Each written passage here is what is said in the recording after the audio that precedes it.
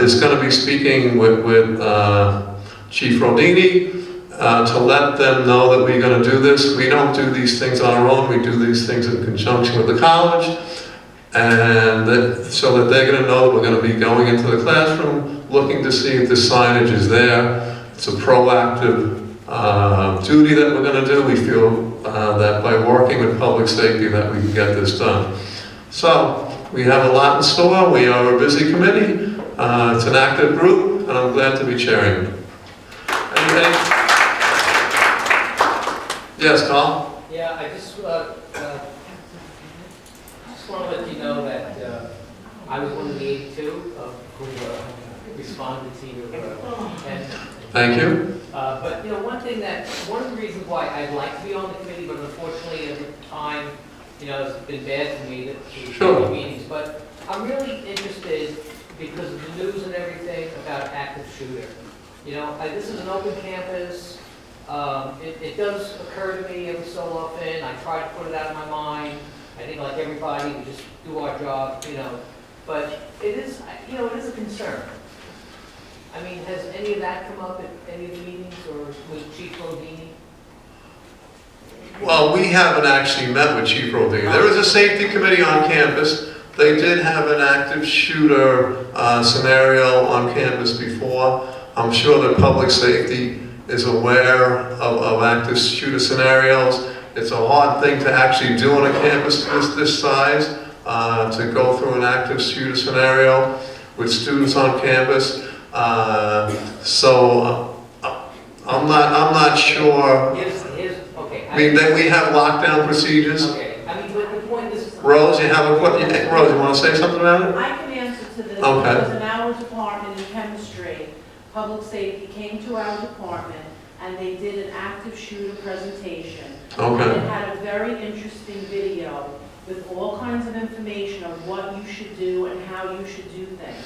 And it's things that you don't even think of as far as the sound, how to protect yourself. Like one of the things it sort of said is, in the worst case scenario where it's a real tragic, multiple shooting type of thing, worry about yourself. Try to get yourself under your desk. Don't worry about everybody else because more people sometimes get into trouble trying to help everyone. But tips like that you wouldn't think of, or the sound, what to do, what to expect. It was a terrific little, 15-minute movie.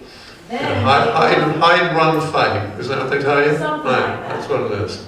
But really, they give you wonderful, there's a lot that you don't know about it. You don't know how you'd react. And if in the event that something like this should happen, you'd have much better information by watching this. So any department can arrange it. Matter of fact, the AFA at a meeting might be able to arrange that. I think that would be a good idea. The other thing is then they want your department can actually participate in an active shooter drill. They let you know the day. It's not like a surprise. There are no students around. Sometimes it's during a break. And they come in and they actually start with blanks and it's an actual drill which they encourage because even if you watch the movie, you don't know what to do unless you're in the situation. So there are resources and the AFA can do something during the general meeting, maybe set aside a half an hour for that would be helpful. I know Arthur had his hand up, and then Ethel. On a different aspect of health and safety, we've now passed the midpoint of the winter season, but we still have possibilities of snow coming again. I'd like to commend our public safety people and our CSEA people and our facilities people for the jobs they do about clearing the place of snow. But one of the things that I recognize all the time is that a very poor job seems to be about understanding the needs of those people with disabilities. And you'll notice that many of the sidewalk cuts are not clear. And this is a very dangerous situation for those people who are using wheelchairs, other assorted assistive devices, or even those of us who use carts to move our material around the campus. So if you see these things, it's important to let physical plant know immediately that those areas have not been taken care of. In addition, a lot of salt was spread on the campus when they were trying to clear off ice and things of that nature. And you'll note that a lot of the concrete, unfortunately, is corroded as a result of it. And that becomes somewhat of a health and safety issue as well. And I'm wondering what's being done about doing an inventory about those areas to make sure that they're cleared up in a timely manner, so we don't have additional injuries taking place. This is a big campus, got a lot of people on it. We are hopefully all temporarily abled, and very rarely become disabled, but it can happen to any one of us at any time. It's not hard to get an accident and then find yourself needing to deal with those situations. Okay, I can't answer that question, but that's a question we could certainly pose to facilities and ask Masoom about it.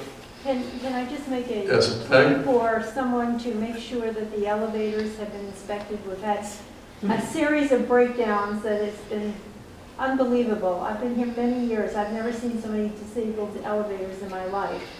And I don't think it's necessarily that they're, poorly maintained. I think that somebody just doesn't check them in between when they slide from one floor to another. And it's scary for people. I was stuck in an elevator yesterday. There you go. Well, the library. I'm glad you got out. Involved in it wasn't from that standpoint. Someone pressed the button to get on.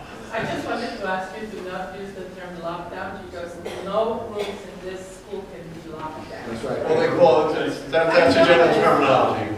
Years ago, we had a consulting firm right after the Virginia Tech shooting that came here and told us what to do. And the first statement that one man made at the academic center was, lock your classrooms. And all of us raised our hands and we said the classrooms Cannot be locked. locked. Shelter in place is another way to put it as well. I know, but counting is exactly much better than what we have.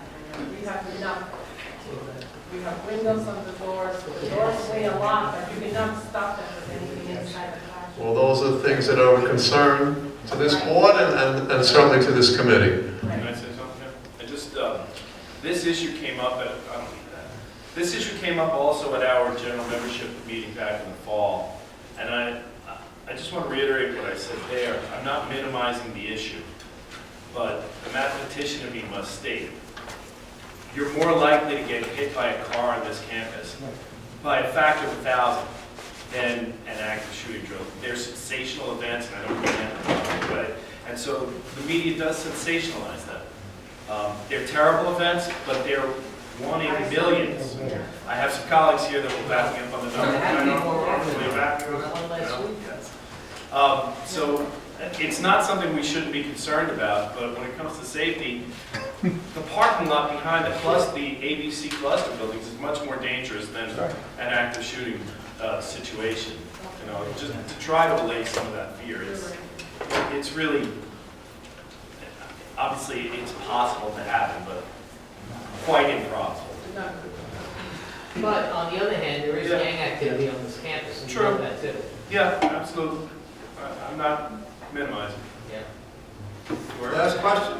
I'd like to second what Scott is saying, because I think when people go along with that kind of sensationalism, believing that that's realism, what inevitably happens is it sets off a kind of paranoid fear that winds up on the most vulnerable of our populations. There's a pecking order of discrimination in this country, and at the bottom of it, from my experience, have been the disabled. And then there's a pecking order among the disabled. And what happens is the people who most need our help and who least need to be singled out or discriminated against as a result of some violence occurring elsewhere wind up victims of what they are perceived as being capable of doing. Inevitably it comes down on the mentally ill. And they are the people that need us the most in times of paranoid fear. And they are the people who wind up being victimized by it.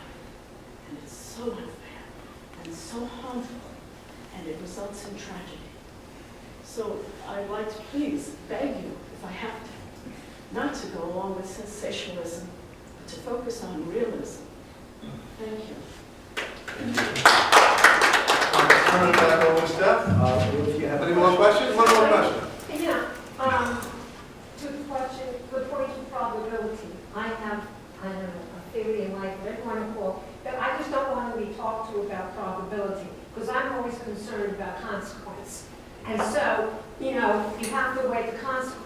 with the probability. And if the probability of something happening is high, but the consequences are low, that's different than if the probability of something is low, but the consequences of that low probability are very high. I certainly did not mean to bring that, but my point about the way people drive around this campus, you can get killed by getting hit by a car, just the same as They can both. both be important. Yeah, so I was not minimizing it all. I apologize. I think all comments are well taken and they're not mutually exclusive of each other. So I want to thank Ken Batson of Belfry. Remember, Ken, I'm always the last one to the microphone. Scott, but I have that mic. I'd like to turn it over to Steph. Okay. Did you say stiff? I'm helping you out here. I'm helping you out here. Okay. That's the last of our committee reports.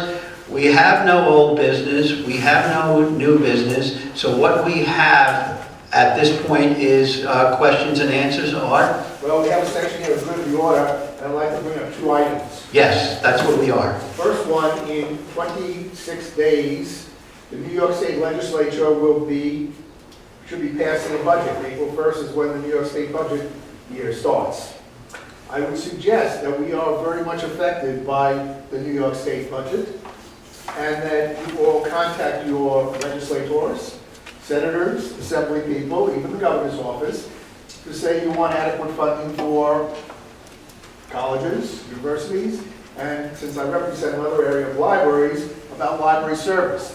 Our students don't just use the college library, but they use public libraries as well, and those are things you should be pushing for. Doesn't hurt to make multiple phone calls, to send faxes and other kinds of things to your legislators at this time to push those issues. And as you heard, where Margaret mentioned about the fact that talk about constitutional convention is already there, and you can always put a word in that we are very concerned about that, because a lot of our protections could go poof in a constitutional convention. So things to be dealing with. The second thing I want to mention handles health and safety. I hope you never need it, but the need for blood is always there. On March 17th, the college will be holding its annual spring blood drive. It'll take place in the tower on the 11th floor from 9 o'clock in the morning until 4:30 in the evening. I would recommend, if you can join us, please, we would love to have you as a donor. If not, please mention it to your students, because anyone who's invited to participate in the blood drive, we'll have refreshments there as well, and we invite your participation. Can I piggyback you on Piggyback that? Okay. There are several other unions that have set up an email whereby you can contact your legislator through your address system. So if you put in your address, they will pop up the person you're supposed to be emailing. If you push a particular button, your vote is then counted. And that may be something we think about concerning the budget. Can we put it on the email? Can it go through as an email? Can we all address it as an email? Instead of trying to get through on the tie lines. Tie lines are a waste of time because they close them at different hours during the day and you can't get the person you want to speak to. Or you're on hold. And you could be on hold for 2 hours. By the way, if you notice, Scott has a yellow pad, and he's writing some of these things down, and, you know. I was drawing pictures. Yeah. Okay. But the bottom line of it is we've got that written down already, because, and thanks a lot. Thank you. Okay. Any other questions? Regarding safety on campus, I've spoken to Chief Rodine several times. I'm also on Campus Services Committee, and he came in and spoke to us this year. For many, many, many years, he's been advocating the usage of public safety peace officers on campus. They would be armed officers. He's been pushing that for years and years. He's made several presentations to the board over the years. They always have something more pressing, and he says he just needs support within the community to get that message over to the board. So maybe the AFA would want to take that up with peace officers on campus to help make us safer. We'll contact Chief Rodine and get his take on it, for lack of a better term. And, if in fact we think it's something that needs to be done and should be done at our monthly meetings with the president, whoever he or she might be, we'll push for it if we feel that it's appropriate. Art? I'd like to say many of us are vehemently opposed to the idea of peace officers at Nassau Community College. Having more guns doesn't save lives, it only causes more accidents. And unless people are trained not only how to use a weapon, but how to use that weapon on a very regular basis, and I mean weekly basis, about active shooter situations, they are more dangerous than not having them. And you see that every time that a police force gets involved in a gun shooting, and you see bullets flying all over the place because they can't handle it. There's a lot of different situations that have been written up by peace officers about the fact they need that training on a weekly basis because of adrenaline, testosterone, and other kinds of hormones that flow through their bodies when they're in that situation that cause more trouble in this world. If there is an active shooting situation, one of the biggest concerns is response time. The peace officer will be here and as close to his meeting as possible, whereas you may be waiting 5 or 10 minutes for the Nassau County Police, which may be too late. Okay, what we're having now is a debate. Okay. And basically, let me say this, and if we want to continue the debate, that's fine.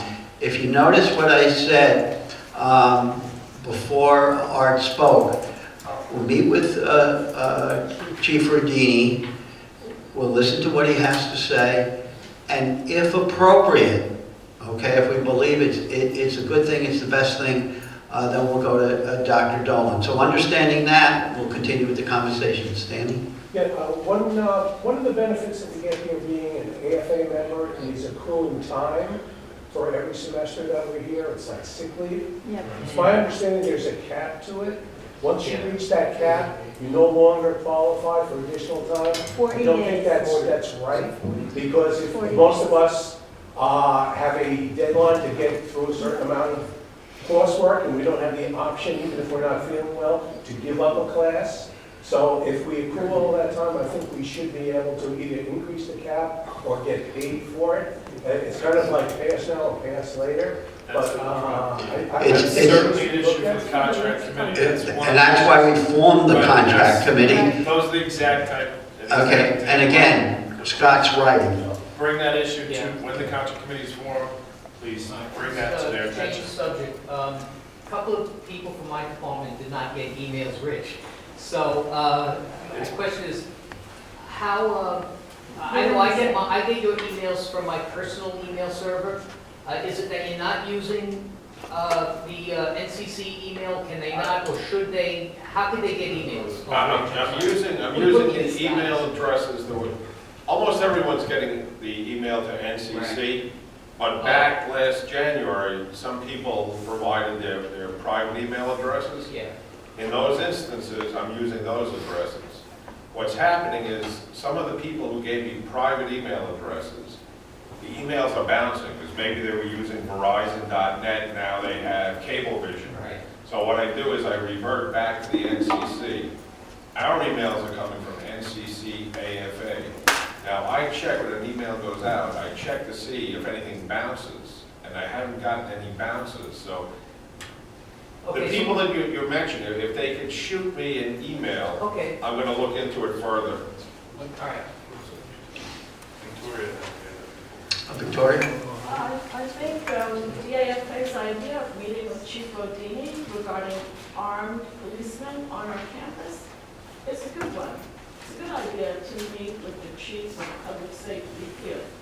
However, I think people should be informed before such a meeting, and I would like to recommend the Rutherford organization to balance the view that it's necessary to have armed policemen on campus. Shoot me an email with their email address.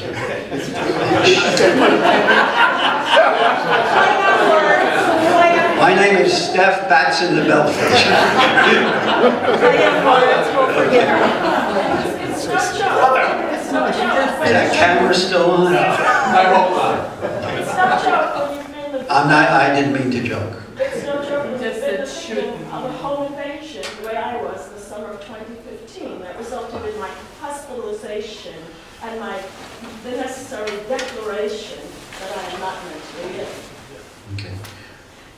That's no joke. There's no joke. There's no joke to the time that I was standing in a locker room in Hewlett High School after playing basketball, okay? I was leaving home early. I was going home early. I had to travel from Hewlett to Amityville. I was there naked, and a former student grabbed me by the neck and said, "I'm going to kill you." And a week later, and I reported him. He didn't kill me because I was able to talk him down. But a week later, he did kill somebody, and he's in jail as we speak. So the bottom line of it is I do not take any of this lightly, okay? Anybody else? Phil? I'd like to suggest that on a matter which seems to be of great importance, such as armed officers on campus, before the AFA makes a statement as to where it stands, that the entire membership have a chance to weigh in via survey or some other means after a general meeting. Okay, so what I hear you saying is, we'll gather some information, we'll give people resources as to where they can go, and before we make a statement, we'll have a general, we could even have a special meeting on that topic, and we'll hear people out. You're absolutely right.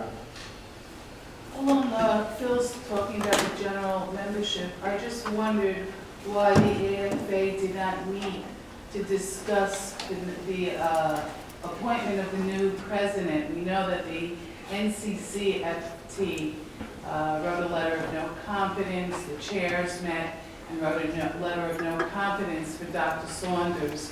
And I just wonder why the AFA did not meet to discuss whether we were going to support or not support a candidate. Because the general membership not meeting sent a message that we did not take any kind of, we didn't have any influence or we didn't have any say. And I wondered if the executive committee met, talked about this issue, and why did the general membership meet and talk about a very serious issue of who's going to lead this campus in the future. Okay. Before you answer, Steph was on the committee. I know that, but he could Confidentiality, have not been part of the membership meeting. I'm just advising Steph, there are things that he's bound by a confidentiality agreement having been a member of the Presidential Search Committee, which is serious input into the process. I don't want him to overstep that confidentiality agreement. I want to remind him of that, but I sure want But to someone else answer. could talk to that issue. I'll talk to it. Okay, I'm going to talk to it. Okay. Number one, we were on the committee. We were heard. We were heard loud and clear. I particularly, listened to every candidate, and I'll tell you, the committee was run, the process was absolutely fair, absolutely clean. There was a member from the from the Chancellor's office that was there, who made sure that we treated everybody fairly, and there was a lawyer there that made sure that we followed all the rules. So the process was completed. The campus, everybody on campus was represented well, and you have the finalists who were presented to the Board of Trustees. Okay. We did not want to interfere with that process. We felt that every member of the campus was represented fairly, and we also felt the more that we went after particular candidates, any candidate, the more the Board of Trustees would get their back up. As if we went after individual candidates and tried to bully the Board of Trustees and added to the acrimony that is currently on campus, we would have done no good. Now, you asked me why we didn't have a meeting of the adjunct faculty to determine what our position should be. We would have at least had a significant minority, and based on my interaction, and I walk around campus all the time, I'm getting emails all the time, and we're getting telephone calls all the time. Based on my interaction, with adjunct faculty, we would have had at least a significant minority, and what I believe to be a strong majority that wants the acrimony, the uncivil personal attacks to stop. And for us to pile on to be part of that, we didn't want to do that. Secondly, our experience with the Board of Trustees and with the interim president and acting president of the college has been positive. It's worked for us, okay? So there was no reason for us to pile on, and the fact of the matter is, we think the people who were in opposition to Ken Saunders becoming the new president was heard. And this is the last of it. I don't think you No. answered either one of my questions. Okay, this is the answer that you're going to get. The last of it is, I believe I have. This is the last of it. My belief is that there are too many people on campus that are trying to scuttle the process of choosing a president. That there are people who are against Ken Saunders. There are a significant number of people that are for him. The bottom line of it is, what if the people who were for Ken Saunders went out and worked against some of the presidential candidates? People who were for Ken Saunders went out and went against some of the other presidential candidates and tried to circumvent the process. Well, the people now who are doing the same thing against Ken Saunders would have been totally up in arms. So my answer to your question is, we believe we had a sense of the adjuncts by our interaction, walking through campus, our emails, and all of that. We didn't feel we needed to, and we are the elected officials of this organization, and we believe it's our job to represent the adjuncts as best we can. And that's what we've done. Quite frankly, there's going to be a new president that's going to be named within a short period of time. And this is what our attitude is. Whoever it is, give the person a chance. Let's not look at another vote of no confidence, because every vote of no confidence hurts our chances to bring good administrators to this campus. Because when the search is done, the faculty is a major part of that search.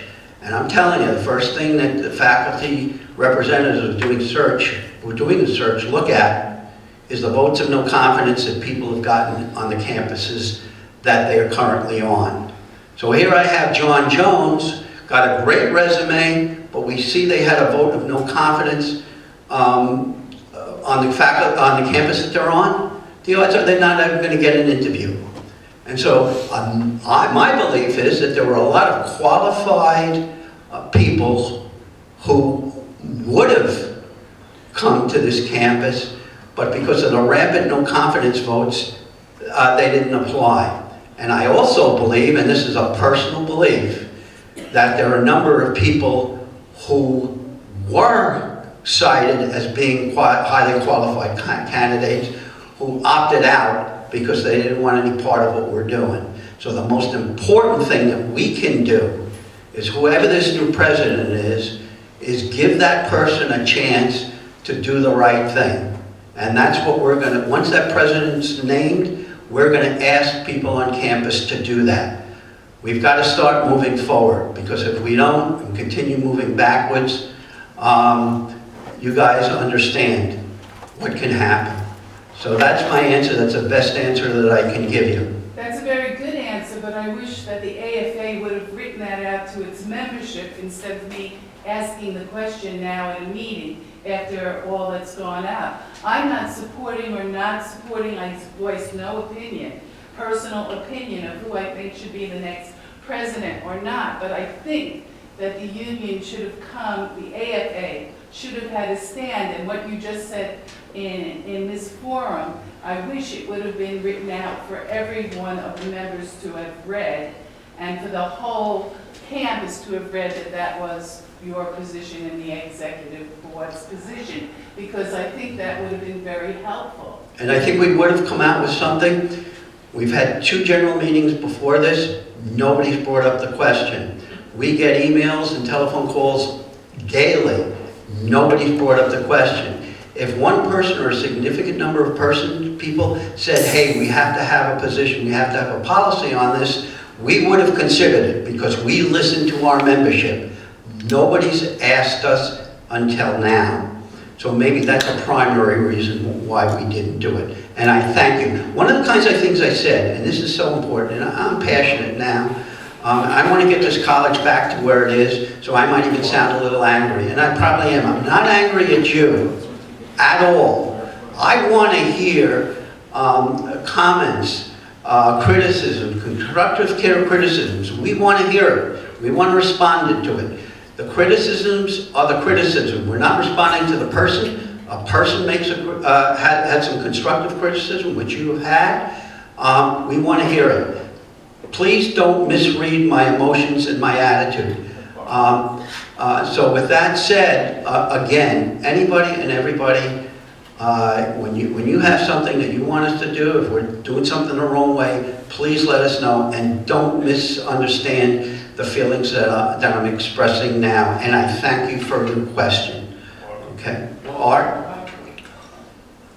Since 2010, with the appointment of Don Lacegrab as president of Nassau Community College, someone we initially had high hopes for, we have seen a board and a president and administration that has been going after faculty, building up administration, and doing everything it can to weaken unions, weaken faculty governance, faculty powers, faculty responsibilities in terms of curriculum and other kinds of areas.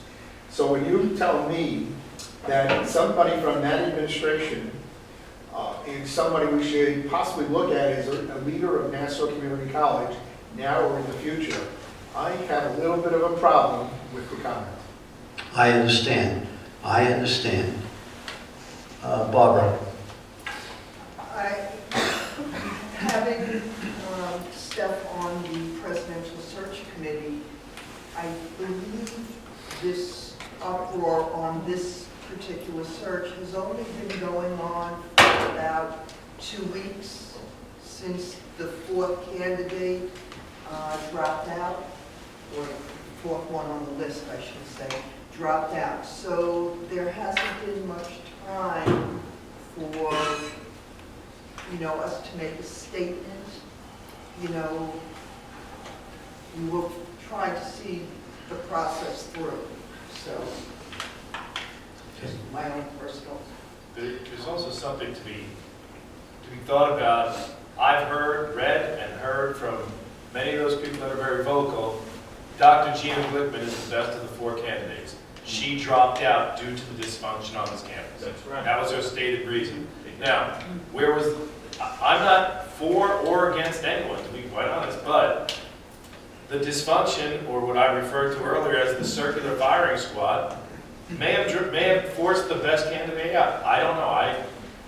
I'm not here during the day to have attended the meetings to have met the candidates. The only one of the 4 I have met is Dr. Saunders, and I have not supported or not supported him. I've awaited the process, and I did state publicly months ago at our last general membership meeting, we have our president on this presidential search committee, and our interests are being stated and protected in that way. And that is how, we did public, it wasn't in writing, but it was put out there at a meeting where I said that. That's how we are going to voice our opinion through a man I have the ultimate confidence in, and I think he did as well. His confidentiality, he has not told me anything about what happened, okay? But I trust that he represented us in the best way. So, what's going to happen is going to happen. I just don't think piling on with people that think we're fly-by-night employees either is the best policy for us to take. There's another comment that might be for here. And it's not the search process and the search committee that anybody's having a major objection to. But it has to do with a board of trustees that is dysfunctional, that's politically motivated, that has been out to get us, all of us, who work in Nassau Community College for a number of years. I saw this in terms of the foundation when I served on there as a faculty representative, and I've seen it in other activities that have taken place on campus. So it's not that we're looking at Steph as a member of the search committee, who probably did an excellent job and came up with candidates that the board should have selected from. We're kind of concerned about the final action that a board took, even to come back at 12:55 in the morning. 25. To, yeah. what? To, It's whatever time it 12:25. was, to tell You were there, the audience that they're not telling you who their decision is. They are sending it up to the state for a decision. That wasn't the board's decision. The board wanted to tell us who was named. That was a directive from the representative, the chancellor, who was at the meeting. They were maybe they wanted to, but they were made, and there were two people at the meeting from the chancellor's office. The chancellor's representative and counsel from the chancellor's office.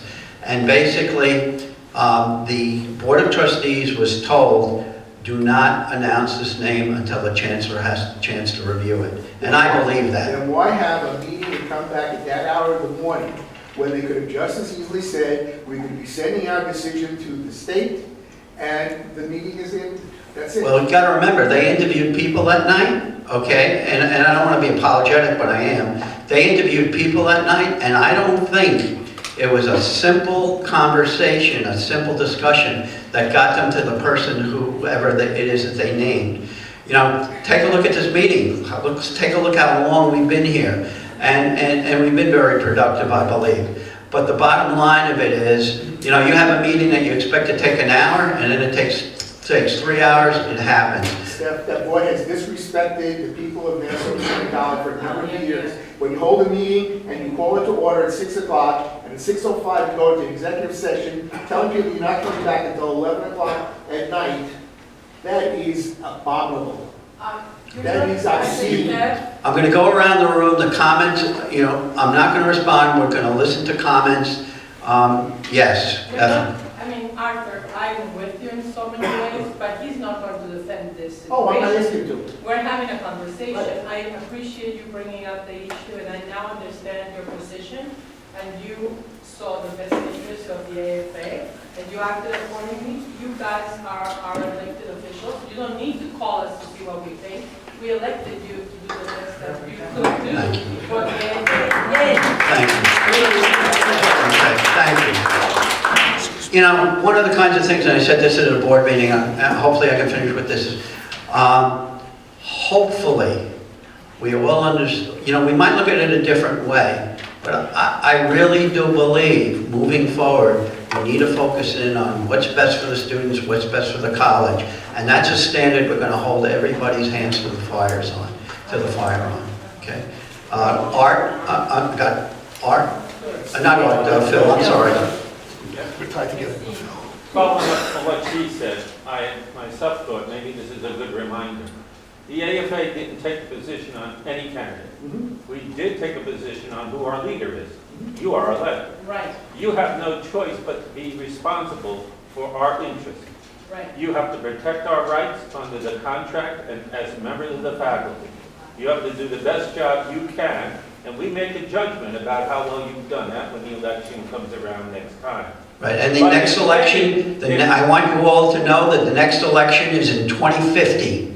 May you live and be well. But as you represent us and protect us, if you find that whoever is the president and the members of the board of trustees are not giving us the respect that we have deserved and earned, and as we grow in importance in providing instruction at this college, deserve it even more, you have to inform us and take the positions that you need to take. And contact us and get our feedback and our support for them what you need to do. For the time being, you do your best to do what you're elected to do. Thank you very much. And I appreciate it. And again, I do appreciate all the comments, and I'm absorbing them, and they're becoming a part of me. Barbara? I think you also have to take into consideration that prior to this last year, the AFA was not looked upon very favorably by me. And it's taken a lot of rebuilding by Stephanie Scott to get us where we are right now. And to undermine what has taken place in the last year and a half, I think would be detrimental to where we, the AFA, want to be. So. And I'm going to leave it at this. Because we've been professional, and because we've been looking for win-win situations for the college, for the students, and for us, when we do become confrontational, and we do it in a professional way, and we've got enough capital that we've built up that they listen to us. We had a situation with a grievance. If the college went a grievance that we stopped, if the college went along with the contract as written, an adjunct would have not gotten paid at the level that they needed to get paid and should have been paid morally and ethically. They listened to our argument, they agreed with it, and we got extra compensation, additional compensation. And a big part of being able to do that, we're confrontational, but in a professional way. We built up capital, and believe me, this college, this board, is looking to make us happy. And we could be the only ones on campus that they're looking to make happy, quite frankly, because of the professional way that we act. But we will be confrontational when we need to. Okay? Absolutely understand that. Yes? Can I just address the situation that you started with at the beginning of this about the process and the search? There were some questions in the past regarding the search and the process. And those questions went directly to the chancellor. So when we started again with the search, people were looking to see whether or not the process would be kept, and that there would be no deviation from the process, and they also examined the search people who were involved in picking the candidates. So there has been a lot of scrutiny about our search and our process. So I understand why you said what you said when you began to speak with us. You kept in mind that we had to understand that the search and the process had to be protected. Thank you very much. Do I have a motion to adjourn? So moved. Okay. Okay. So long, everybody, and thanks for sticking this out. Okay. My name is Ivy. I just want to tell you. Ken wants to say.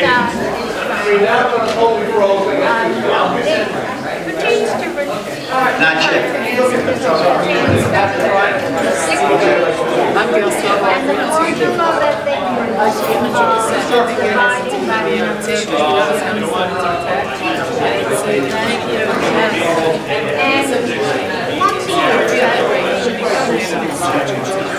I have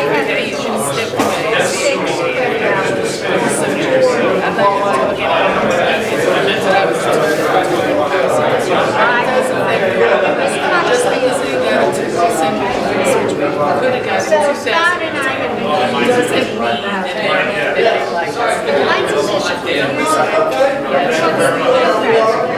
discussing about my position. They did listen. Oh, they just didn't. I mean, I'm friendly with Chief Deputy I had in high school. But it, you know, there were just too many of them going on. And it still can't be. So I just wanted you to know, and that Scott has been communicating with me. Now, hi Scott, I just wanted to say I stayed today. You know what it is?